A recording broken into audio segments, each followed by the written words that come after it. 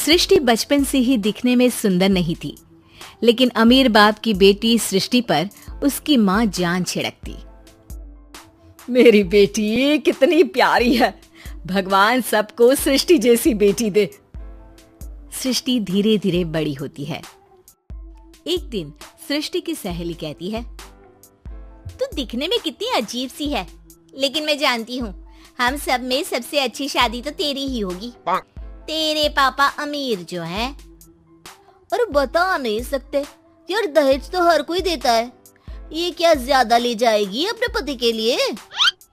अरे बड़े शहर में कोठी है इसके पापा की। अरे पापा की है ना, कौन सी इसकी है? इसकी होती तब तो कोई भी लड़का इससे शादी कर लेता। अरे पापा की मतलब पापा की है तो मेरी ही है ना? किसने कहा? अब तेरी तो तब होगी ना जब तेरा भाई ना हो।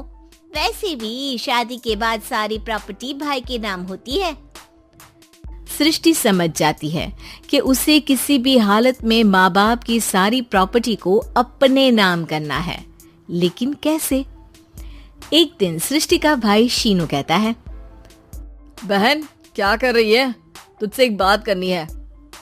अरे हाँ करना, मैं तो तेरी बहन हूँ। बहन मेरी लाइफ में ना एक लड़की है, बहुत अच्छी है। मैं सोच रहा हूँ माँ और पापा से बात करूँ शादी के लिए।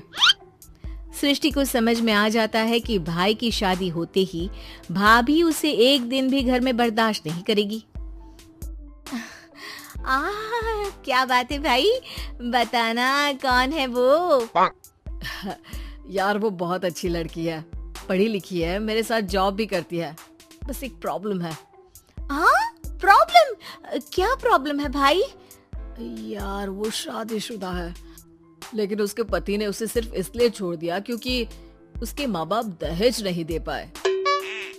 सृष्टि ये सुनकर न जाने क्यों खुश हो जाती है। अरे भाई तो क्या हुआ, लड़की तुझे तो पसंद है ना? शीनू को लगता है कि बहन उसे समझ रही है। वो इस बात से अनजान होता है कि उसकी बहन की मंशा पूरा घर हड़पने की है। सृष्टि अपनी माँ से कहती है, मम्मी मुझे तो बहुत चिंता है। पता है शीनू क्या कर रहा है? अरे क्या कर रहा है, वो तो काम पर जाता है और वापस घर आता है। नहीं ना माँ, वो यही तो नहीं कर रहा, बाकी सब कर रहा है। आपको पता है उससे प्यार है, और वो भी एक शादीशुदा लड़की से। ये क्या हो गया? मैं सोसाइटी में क्या मुंह दिखाऊंगी? अरे तेरे पापा तो यही कहेंगे कि मैंने ही उसे बिगाड़ दिया है। माँ देखो, मेरी बात मानो, पापा पर भी विश्वास करने की जरूरत नहीं है। अब आप ही बताओ, पापा इतनी देर घर के बाहर रहते हैं क्यों? बोलो। अरे बेटा वो तो नौकरी करते हैं ना। तू बहुत भोली है माँ।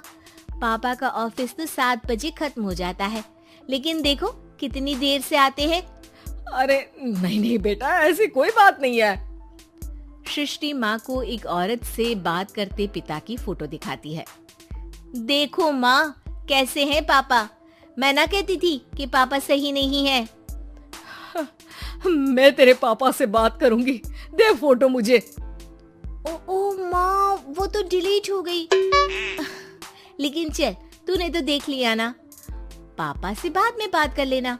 और हाँ, मेरा नाम बिल्कुल मत लेना। हाँ माँ। अब क्या था, सृष्टि के माँ और पिता के बीच झगड़ा होना शुरू हो जाता है। सृष्टि के मन में क्या चल रहा था कोई नहीं जानता था। एक दिन, माँ सृष्टि के लिए एक लड़का देखा है, वो लोग शाम को उसे देखने आने वाले हैं। और हाँ माँ, एक खुशखबरी, मैं और पापा मिलकर एक नया बिजनेस ट्राई कर रहे हैं। शाम को लड़का आता है, सांवले रंग का। सृष्टि को तो बिल्कुल भी पसंद नहीं आता।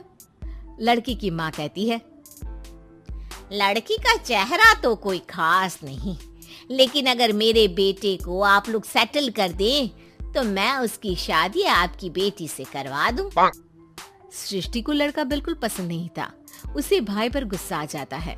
लड़के वालों के जाने के बाद कहती है, माँ देखा शीनू मेरे लिए कैसा लड़का लेकर आया, न दिखाने लायक न सुनने लायक, सेटल भी नहीं, वो भी हम करे। अरे माँ, मैं जानती हूँ ये मेरी शादी किसी भी घर में क्यों करवाना चाहता है। अरे कैसी बात कर रही है बहन, तूने तो देखा ना, लड़के को मैंने ही मना कर दिया तुझसे शादी के लिए। जिसने लड़का बताया था उसने उसकी बहुत तारीफ की थी। बात आई गई हो जाती है, लेकिन सृष्टि का मन शांत नहीं होता। क्या करूं, कुछ समझ में नहीं आ रहा। मेरी शादी हो गई तो ये लोग पूरी प्रॉपर्टी शीनू के नाम कर देंगे। मेरे हाथ तो कुछ लगेगा ही नहीं। तभी सृष्टि को आइडिया आता है। वो किसी वकील को फोन करती है। जी देखिए, अगर आपके मम्मी पापा का तलाक हो जाता है तो आपके पिता की आधी प्रॉपर्टी आपकी माँ के नाम हो जाएगी, फिर उसे वो किसी को भी दे सकती है। सृष्टि अब माँ को बेटे के खिलाफ भरती है। माँ, शीनू पर नजर रखा करो। वो जिस लड़की के प्यार में है ना, वो शादीशुदा है। यहाँ आएगी, सारा पैसा, रुपया, जमीन, जायदाद सब हड़प लेगी। पापा का भी हाल तुमसे छुपा नहीं है। ऐसा ना हो कि मैं और आप एक दिन सड़क पर भीख मांगे। हे भगवान, मैं तो जीते जी मर जाऊंगी अगर ऐसा हो गया तो। ऐसा हो गया नहीं माँ, ऐसा ही होगा। अभी समय है, आगे का सोच लो। मैं तो कहती हूँ पापा से आधी प्रॉपर्टी लेकर अलग हो जाओ। पापा की आधी प्रॉपर्टी भी हम लोगों को अगर मिल जाती है ना, तो अगले 7 जन्म सफल समझो। बेचारी माँ बेटी के कहने पर पति से तलाक लेकर अलग हो जाती है। सृष्टि अब पैसों से गाड़ी और अपने दूसरे महंगे शौक पूरे करने लगी। उसके दोस्त भी उसके पैसे इस्तेमाल करते। सृष्टि, कल तुम कहाँ थी? मैं सारा दिन घर पर अकेली थी। तो मैं क्या करूं? मैंने ठेका तो नहीं लिया है ना तुम्हें संभालने का। माँ को सृष्टि से ये उम्मीद नहीं थी। वो बैठकर रोने लगती है। वहीं उसका पति यानी कि सृष्टि के पिता आ जाते हैं। मैं जानता था कि तुम्हारा यही हाल होगा, तो आपने मुझे रोका क्यों नहीं? मैं रोकता तो तुम रुकती क्या? सृष्टि के कहने पर तुमने मुझ पर अपने बेटे पर शक किया, लेकिन तुम ये भूल गई कि कैसे हम दोनों ने मिलकर जीवन में इतना सब खड़ा किया। माँ पति के गले लग जाती है। मुझे माफ कर दीजिए, मैंने आपकी कमाई का एक बड़ा हिस्सा गवा दिया। कोई बात नहीं, तुम साथ हो तो मैं ऐसी 7 प्रॉपर्टी खड़ी कर दूंगा। तभी वहां सृष्टि आ जाती है रोते हुए। माँ, मयंक ने मुझे छोड़ दिया। वो बोल रहा था जब तक मेरे पास पैसे थे तब तक ही वो मेरे साथ था। पापा, माँ, मुझे माफ कर दीजिए।